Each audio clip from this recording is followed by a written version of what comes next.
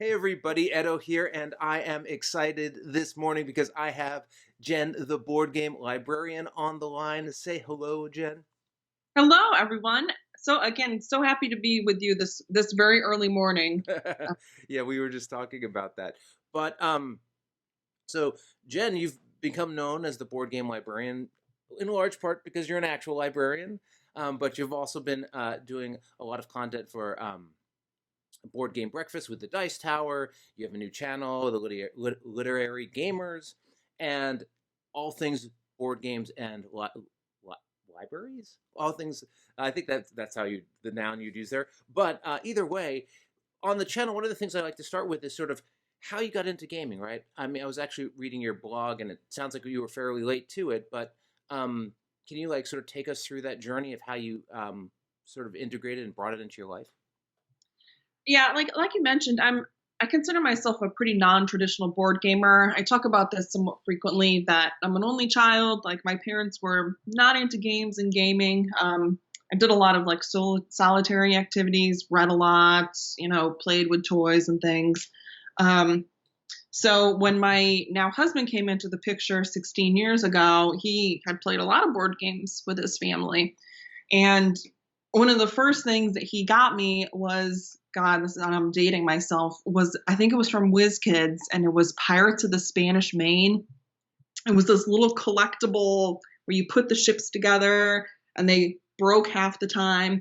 Um, but really, after we got married in 2010, my mom bought us Battle Cry, Richard Borg's Commands and Colors series from Avalon Hill, whoever prints it now. And that was really my first modern board game. I played a ton of Mancala, so Five Tribes is like my wheelhouse. Okay, both great games. Both great games. But Have you ever you know, played? Sorry, have you ever played Longhorn? By the way. I Oh, I okay. have I was like, that's a good two-player game. All right, it keep is going. a game. And Bruno's my like board game boyfriend. Lots of love for Bruno in this house. Um, so it was, we started off with Battle Cry, and then I think we went from that to Mage Knight. So you just went deep. You're just like, I want 2-hour game experiences as my norm. Yeah, and God, I mean, for to go from Battle Cry, which is somewhat is Borg stuff is pretty easy to play, to something so complex like Mage Knight, where I'm just literally like wandering through the lands, and I'm like, I'm just gonna kill anything and everything. That's my Sure, goal. that's a good way to play that game, at least for the beginning. Um, it's been 10 years, and my husband is still my primary board game Sure. partner and player, and now we have a whole room with games, and Yeah, I saw. I mean, I assume that's the background in some of your videos, but it's quite it a is. wall. Okay, but hold on. So you're like, I played 3 games and now I have 3,000. How did you? So you're like you're playing some games with your husband. That's fun, and that is Matt, right? Yep. Playing some games with Matt, and you're like, all right, this is really heavy. Can we play something a little lighter? And you move around. Um, like, what's the next step in there to like? Because you were mentioning that you started a game group at your library, and so how did where were you like we need to do more of this? Like, what's that next step from playing a few games? Yeah, even from, when I talked about Battle Cry, that was 2010. And so when I started the group at my library, that was 2015. So there was a 5-year gap.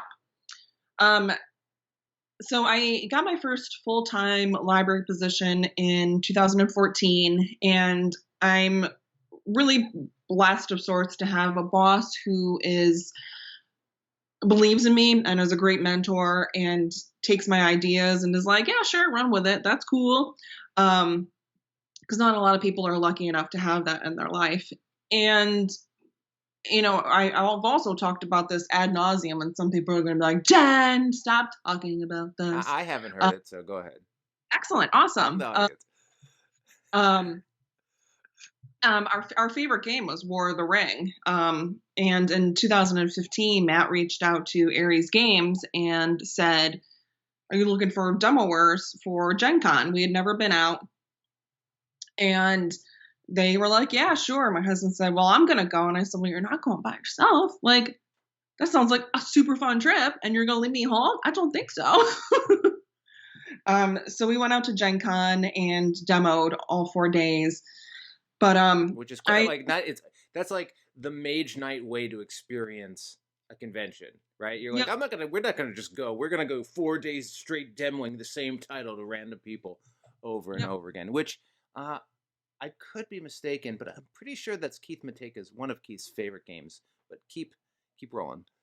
It could be. It's also Stephen Bonacor's Yeah. favorite game of all time. So I want to play a game. I want that to happen. Um, so I said to my boss, hey, I'm really super passionate about playing board games. I think we already have a couple of FLGSs here in our town.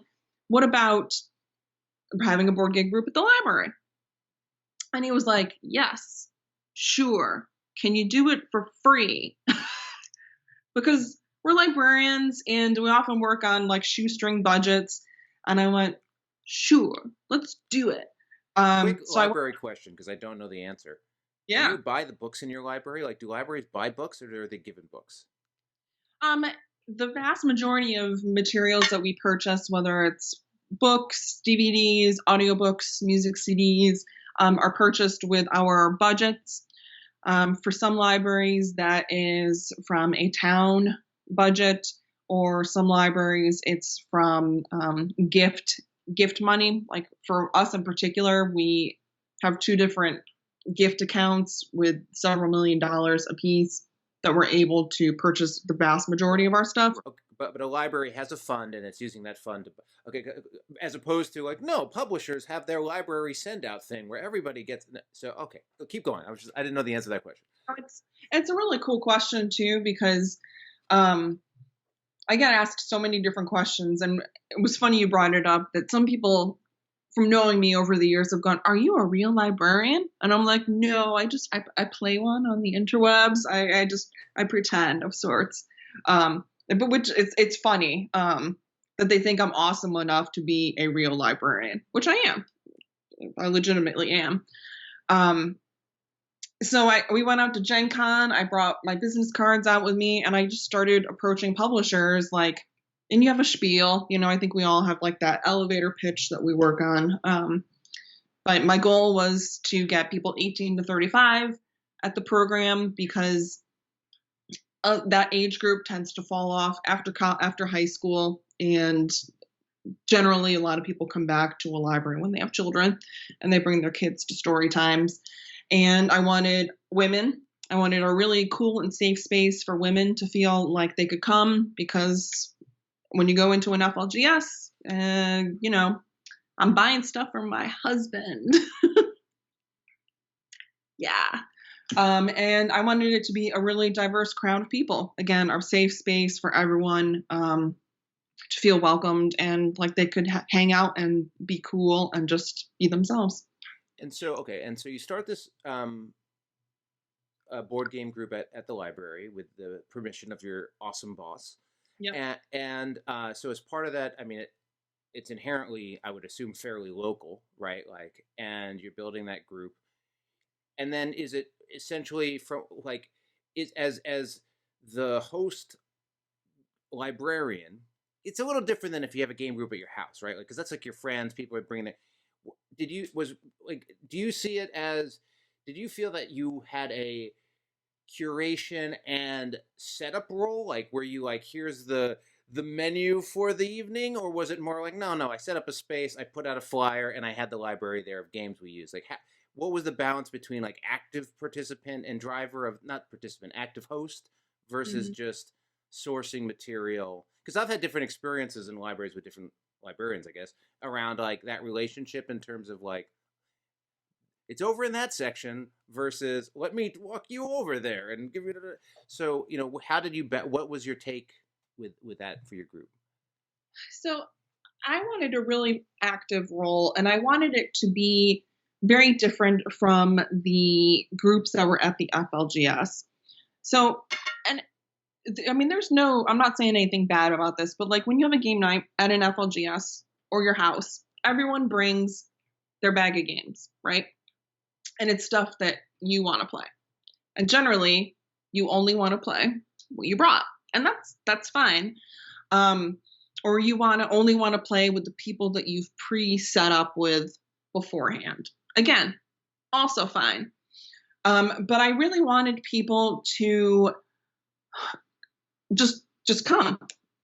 When we talk about like access, inclusion, equity in board gaming, to me that's the wonderful thing about libraries is, and the way that I set up my group was, you didn't have to worry about bringing anything. You didn't have to worry if you could afford a new board game or any board games at all. As long as you showed up, we would have something for you. We would have a game. We would have a spot for you. We would have free snacks. Free snacks are good things.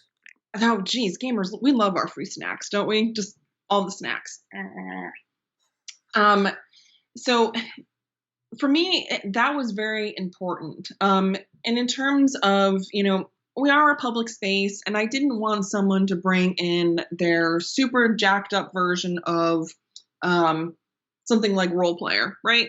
You can buy that super jacked up with their mat and their coins and sleeved, and to have someone spill like coffee all over it. That's so interesting. So just a timeout. You're referring to jacked up as in upgraded. Oh yeah. Jacked up to me is destroyed. Okay, makes much more sense now. Okay. So you're saying you're not asking them for their blinged up. They're blinged up. I like that word. Okay, got it.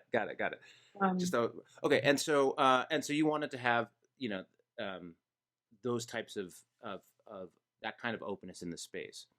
Keep going. Yeah.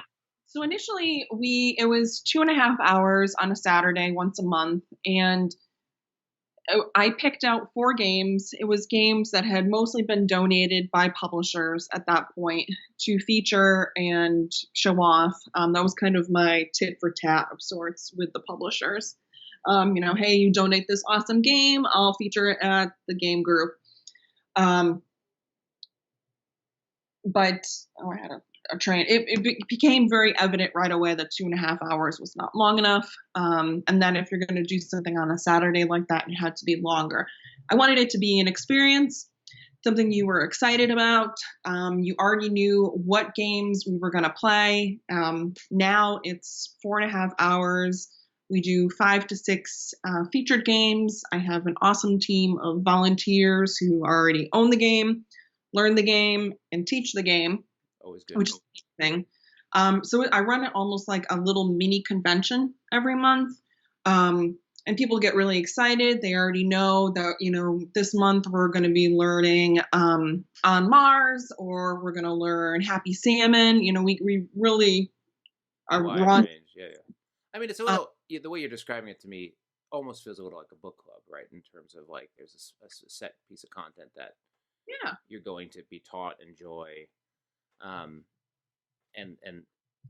And so is there like open play afterwards, or is there like, come in, here's the featured games, and or is there space afterwards? It's very structured. I like to joke that it's a dictatorship, not a democracy. I mean, that's what it sounds like, but I'm just checking. Like, you're like, no, this is the guidelines. These are the sessions, and you're gonna have a good time whether you like it or not, right? You're gonna like the stuff. No, and I think it was very freeing for people of sorts, because sometimes when you're going to your friend's house and you've brought stuff, the hope is that you are prepared to teach something, right? But it strips away a lot of those barriers that people feel. Or if you're at your game store and you pick up a game off the shelf of their library, I mean, you have to sit down and learn it, right? And that takes time. And that takes time away from your experience together. And overall, I think anyone who didn't like that structure is gone now. They don't come back. And that's fair. That's fine. But, people like that they just bring themselves. They don't have to worry about hefting that bag of games. They don't have to worry about bringing their own snacks. And that it's a set time period. I also pair with my FLGS, and they come in and sell board games at the same time too. So if we're doing On Mars, right, that month he has copies of On Mars to sell. Right, right. Because those impulse buys are awesome, and I like that community building too. Sure, sure. Um, Well, I mean, I think it's super important, and I'm sure there's a whole bunch of challenges right now, but and then uh, is there?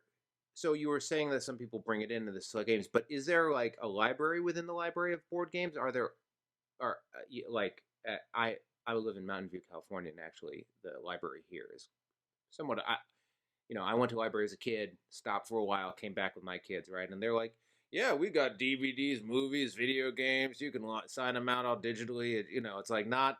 It's basically like a super free way to get almost anything for any yep. amount of time. It's a little crazy, but so is there also a board game library part of this that's grown over time, or is it really? There is, and it's super awesome that your library has all those different things, because we're so different from what we used to be, like from when you and I were kids. Um, and that's really kind of the ultimate goal, is to bring people in for something that interests them. So over the years from 2015 to 2007, I was building this collection of board games that we were primarily using just at the group. And it was getting really unwieldy, and there were like too many to store. It was by 2017 there were 125 board games that publishers had donated. It was wild. And people kept saying to me, "Jen, are you ever going to let them out into the wild?" It was like my baby. So it was like, but the board game, but they're gonna. And I don't know. It was like one day in the shower, washing my hair, and like many other people, I was just like, I gotta send them out into the open, let the community enjoy them. So we started our board game library in 2017, and we've grown from an adult collection to adult, teen, and children, and collectively we have 300 board games. Awesome. It's the largest in the state of Connecticut. Most widely used, huge variety of stuff, anywhere from happy salmon to dominant species. So it's wild. I mean, and actually, I think it's a super freeing moment. I know that. So I had I sort of have a large and ever growing collection, but what I found was it was just getting sort of unwieldy and I had a lot of games that I wasn't playing. And I mean, most games. Once you hit that number, you're not playing most of your games, right? And so this was a while ago, about 4 years ago. We had a game store here, Game Castle in Mountain View, and I was just like, I'm just going to give them all away. So I went to the because they had like a little library, and so I started giving to them. It actually got to the point where like I noticed that like they were just I would give it to them, and then they would like be stuck in the back, and I'm like, come on, like anyway, they have a business to run, but like for me.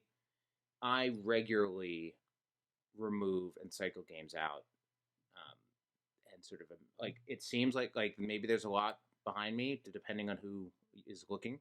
But this is like it. There's another shelf I get, but like it's not the like like wall of games, and it's just for me it's been like why if you have a game that somebody can enjoy and play like get it out to people who can enjoy and play it. Like it's not really doing anyone any service just sitting on a shelf, right? I mean, because I'm not going down the collector route, right? So anyway, I thought it was great to start just making them openly available to people to play. And so you've built that library up. I assume is there space to play on site, or is it more like take it and go? It's a take it and go situation. My library is we're very small compared to our community size, and we don't have a lot of table space for people to sit and play like that.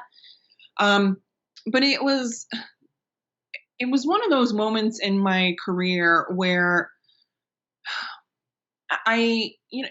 you do things sometimes and you think to yourself, oh, okay, all right, well, maybe this will be popular. Maybe the people will like this. And I think I thought that mostly it was going to be gamers who were going to come out and use this collection. But it became clear very quickly that that was not my primary audience, based on my circulation statistics, that it was families. and kind of your gateway gamers. And that was very interesting to me. I don't know why I hadn't thought that before. Like, oh yeah, duh, Jen. But one of the most satisfying things to me, and I had a conversation with someone on Thursday about how you measure success in something like this. And to me, a measure of success is, and I mentioned earlier, and maybe not here, the community that I work in, we're in Yukon country, suburban, urban, town, city, 60,000 people, very, very, very diverse.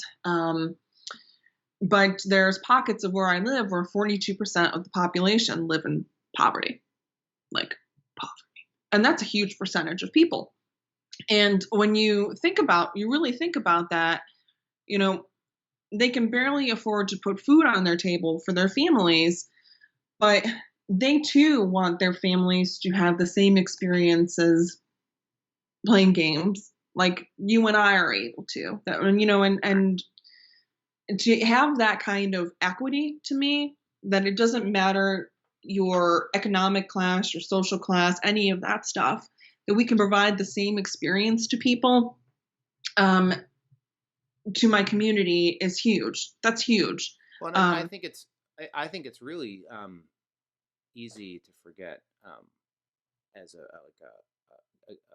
gamer, and there's a whole range of people, but like paying 40, 50, 60 bucks for entertainment is a lot, especially, when the entertainment is somewhat, I mean, you can get a game that turns out to be a game that you love and you end up playing 1,000 times, right? But for the most part, a lot of games aren't going to get, 5, 10 plays maybe, depending on the game. And so, if you're thinking about entertainment for your kids or for your family, right? Like very quickly, it's actually a very expensive hobby.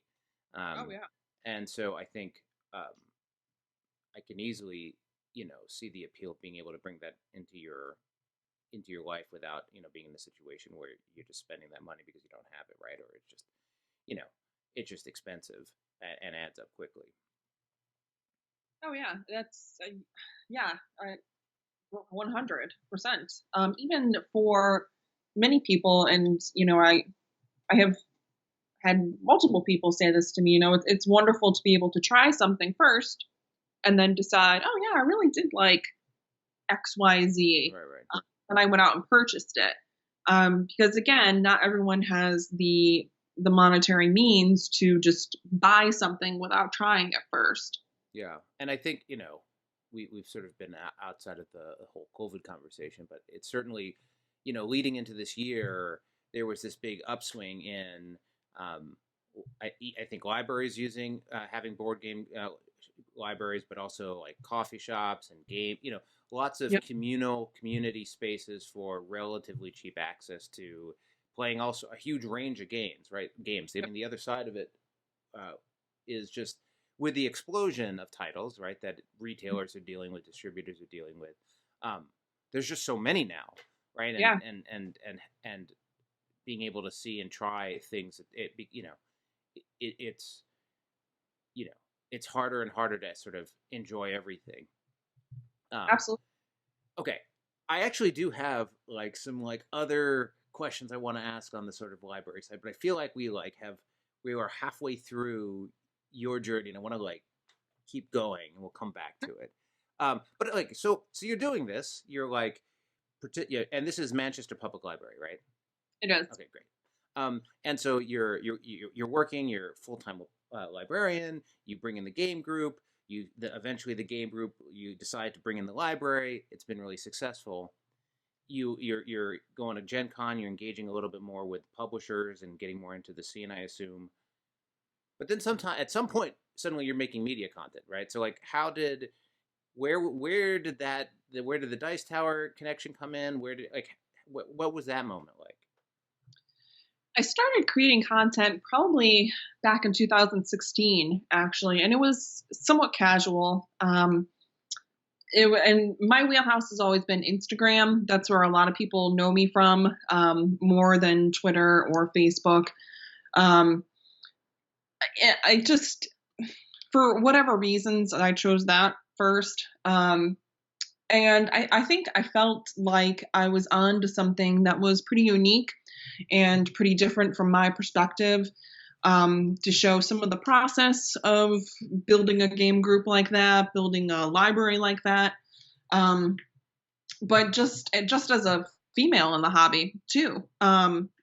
And it's so wonderful that over this time period too, we have become so much more inclusive than we were even 10 years ago. That the dynamic has really changed. Um, but that was kind of important to me. And I think I started really even more seriously just posting often, on my Instagram. It's not all board games. I post books, I post pictures of just my life in general. It's really a smorgasbord of stuff. Um, but I started out in 2017 with Favorite Game Friday with Roy.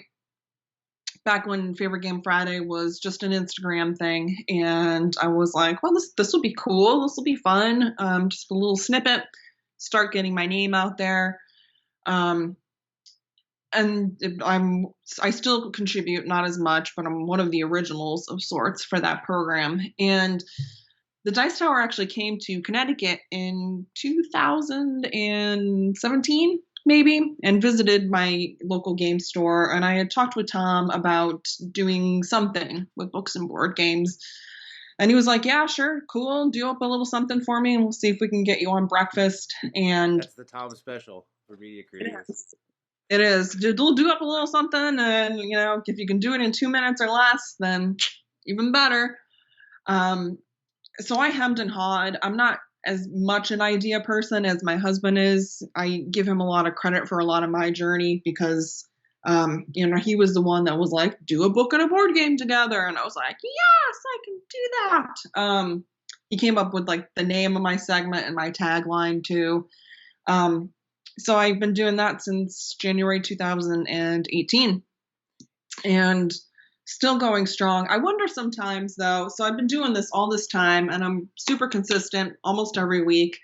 I wonder if people think to themselves, well, geez, how many more books does Jenn have that she can put with board games? Like she's got to run out at some point. Oh no. There are way more books than board games. You're gonna run out of games before you run out of books. Probably. And is that something you actually do for the board game days, where you have the curated games that people are forced to enjoy? Um, do you include the book? Is there a book portion to that as well, or that's not really in that at all, and it's just the It's really a side. That's the social media stuff that I do is really a side.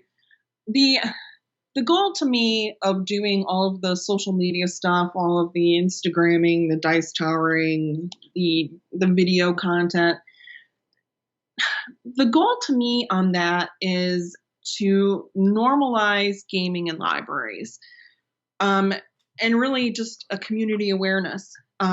The number of people who've commented over the years about, I watched your segment and you've talked about your library, you really are so passionate and excited about books that I have gone to my library and asked them about starting something up.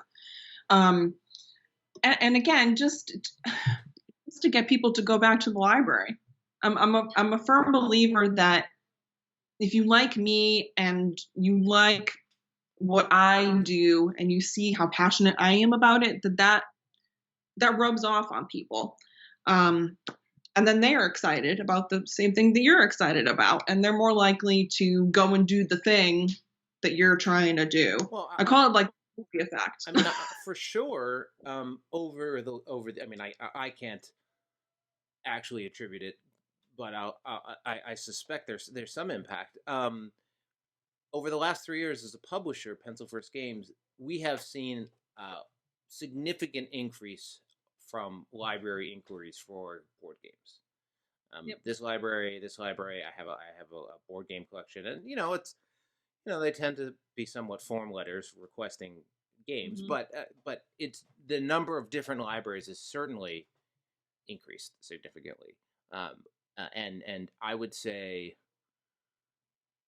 on par now with sort of promotional events. And I mean, like I would say it's probably 30% of the inquiries are libraries now, something like that. And I'm not, mind you, Pencil First Games is pretty indie, so like I don't know if Yeah. that's representative of what Renegade sees, but it's certainly um, been noticeable. I notice it.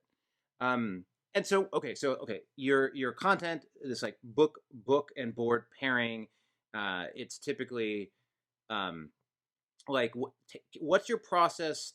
Which comes first, the game or the book? And then when you're thinking like, how does that all pull together? And like start with like an example of one of your favorite pairings, and maybe you can use that as a way. Oh goodness. I mean, sometimes it. Oh yeah, and that's.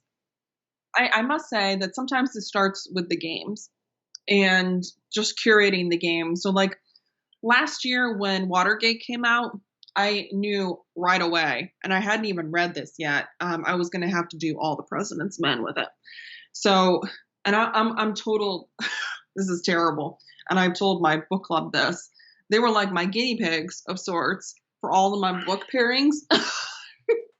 For a while there, I was just like they were getting some really kind of random stuff that I knew I wanted. Like, what does this book have to do with anything right now? Okay, all right, this is a really old book. Like, what are you doing with this, Jen? Okay. But I do pick out books for book clubs with the intent of using them on Board Game Breakfast. Sometimes I pull from my previous reading, but oftentimes it comes from the game. And what I think I have in my wheelhouse that I can put with it. And if I have something that I haven't read yet, I will go and try to find something to read and make it work. That's an awesome question, though. That's one of my secrets. Sure. Yeah.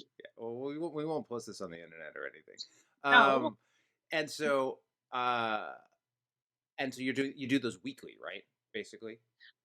Almost weekly. There's been a couple of periods over the almost 3 years now at this point when things in my life have not been awesome sauce. And I've taken a couple of breaks, but it's generally just like a month or so here and there. So yeah, when you think about the number of segments I put together, it's probably over 100, definitely over 100. And so, so you were doing that pairing, and so you have your Instagram, you have the board game breakfast stuff. Which, just as a note, if Tom watches this, you got to have somebody actually make it so that the content from those is searchable, because it's basically impossible to find your segments out. Like you'd have to like go, and then you can like go video by video, but like just searching the internet is not easy. So, or he'll let you take all of your segments and just post them individually outside of Board Game Breakfast. Some people do that. Yeah. But as an aside, but in addition to that, and I assume your Twitter is reasonably like your Instagram in terms of content, or of sorts. My Twitter tends to be videos, pictures, but also more politically minded too. Oh, sure. My Instagram is just because it's so much easier to retweet something than it is to try to repost something on Instagram. Right. They need to fix that. That is so ridiculous. And my Facebook page tends to be just really just board game or library or book focused. So. And then recently, you started a new channel with Matt, YouTube channel, The Literary Gamers. Can you tell us? I mean, it looks like you probably have maybe 10 or 12 videos so far in the last maybe month or two. What's that channel about? What are you doing? He's always been my biggest support, and he's the one who learns all the games, teaches all the games. So doing this kind of content with him is just, it's fun. It's meant to be fun.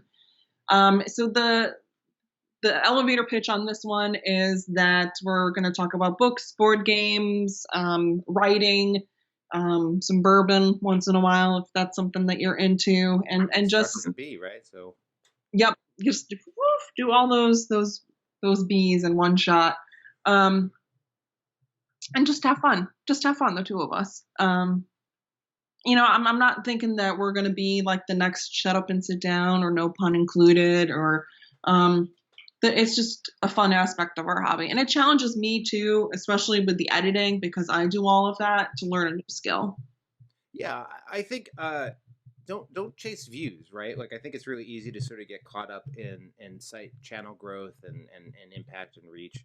But I find that sort of an empty path, and I think if you focus on doing things you enjoy, experiencing new content, learning, growing, you'll have Yep. just like a much more rewarding experience, and you might not have as many viewers, but chances are the viewers that are looking at your content will just enjoy it more and be on like much more aligned to what you're creating, right? So I Yeah, don't, yeah. Um, but yeah, so that's right. what? That's an awesome Oh point. yeah, And yeah. I think we get so burned out in this reviewing industry that we find ourselves in terms of content creation, and it's just such a grind sometimes. Um, but I do hope to do it just for fun. Yeah. Well, and I think that's great. Um, okay. So some questions, and if like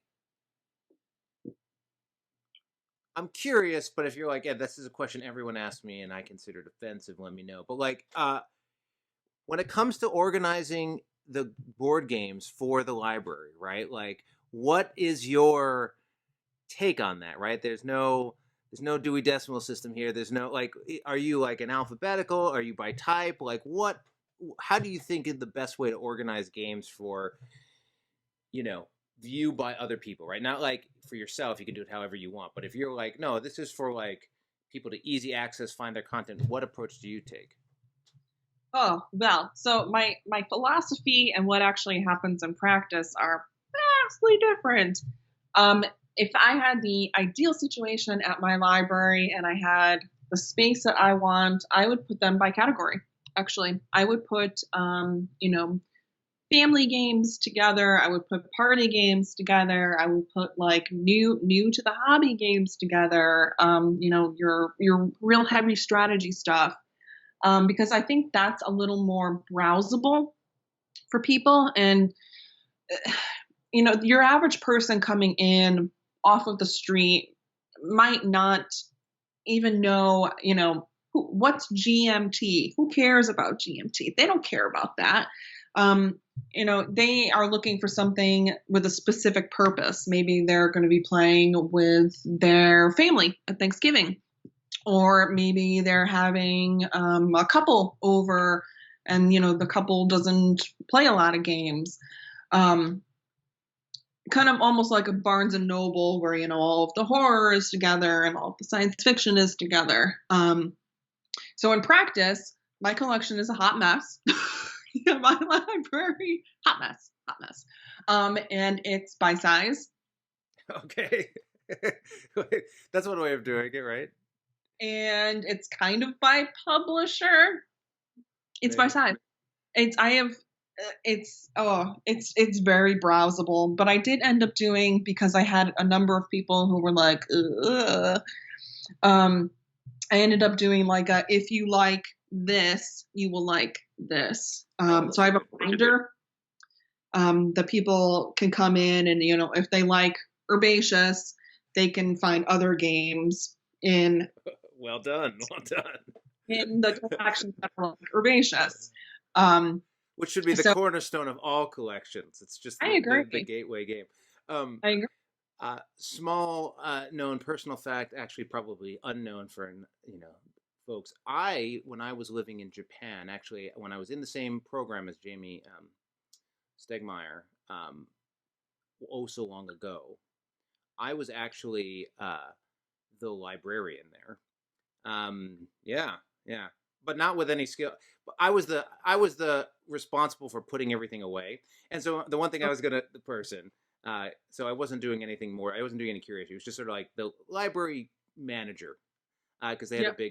big is not the right word. They had a room library. But the point is, you'd be amazed at how quickly organize books and libraries become disorganized, and Oh, like it's like very rigorous restocking, but where people not only do they like take things and just leave them out like you might see in a store otherwise.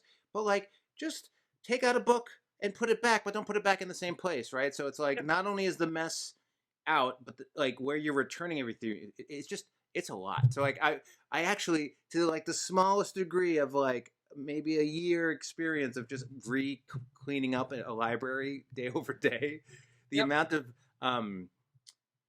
is entropy the right word? Like the amount of just like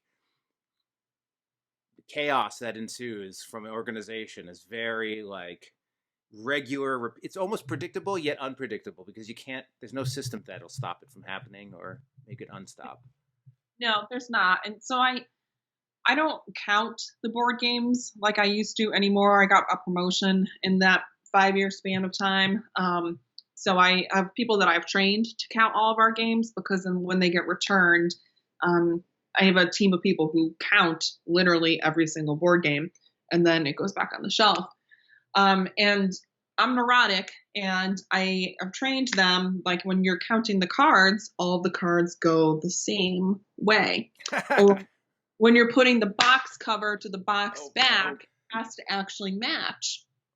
Um, they leave all the games for me in my office and I put them away. But even like you're saying, people pull out the games and I want them to face a certain way because when they're coming down the hallway, I want all the box covers to be something that you can see. So all the backs are facing the same way too, and they're like upside down. They're like all cattywampus. There's rubber bands all over the place. And just filling in my display of the month. It's just that marketing and merchandising too, really. Yeah, yeah. Well, you just need to have little tasers when they put it back the wrong way. All right, so cool. No, so that and what for the most part, as you're reaching out to publishers and you're getting product at this point, now that you have a library about 300, do you find that you're chasing certain games? Like, do you find, like, I guess, is it that you're just keeping up with the new hotness and building the library out, or do you find yourself like sort of looking to fill out sections and actually get a specific game that you're like, no, we really need this game? Because your board games are getting to the point now, not, where I'm a big proponent of entertainment as art, right? So like, for me, I look forward to the day where the type of attention and understanding and academia put on, on film is rolled into video games and board games and that kind of media. And so as part of that, that kind of game that defines a genre or a mechanic or is the perfect marriage of theme or whatever, like, Yep. I think you can start talking about. Do you find that you have the time, energy to go like chase it in that direction, or do you find it's mostly I'm just building based on the content that's coming out and just trying to get games in the door? At this point, I don't have to chase publishers anymore, and I don't chase publishers anymore. For the pure fact that, like you mentioned, it's really hard for most publishers to be able to donate something to a library because of the volume of requests that they have. It's too many. And I don't want to be at that position anymore because I want it really to be this really awesome symbiotic relationship where we're not just like asking for stuff, that we're actually going out and purchasing and making that connection that way. That it's again that tit for tat kind of thing. But the vast majority of games that I get now are actually donations from people, random people who are culling their collection. My last big one was actually from Eric Summerer, who did a pretty big purge on his collection. And I curate from there if it's something I have already or something I don't think is appropriate or good for my collection. Well, that must have been some fun from Eric. He was so generous. But there are times, and I do maybe once or twice a year go out and purchase games at my FLGS, and it's with the specific intent of filling in those gaps. Right. The kind of now modern classics that I think are going to have long lasting impact in my collection. So I had gotten a lot of requests for Terraforming Mars. I had gotten requests for something like Blood Rage, which I don't think I had anything like that. I purchased 5 Tribes. Again, stuff long lasting, been in the hobby, like you were saying, defines that mechanism or that theme. And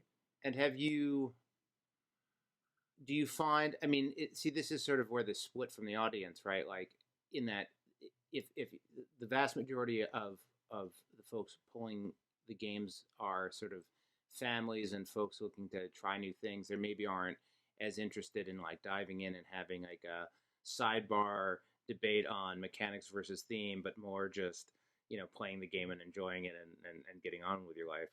Yep. But it's certainly still interesting.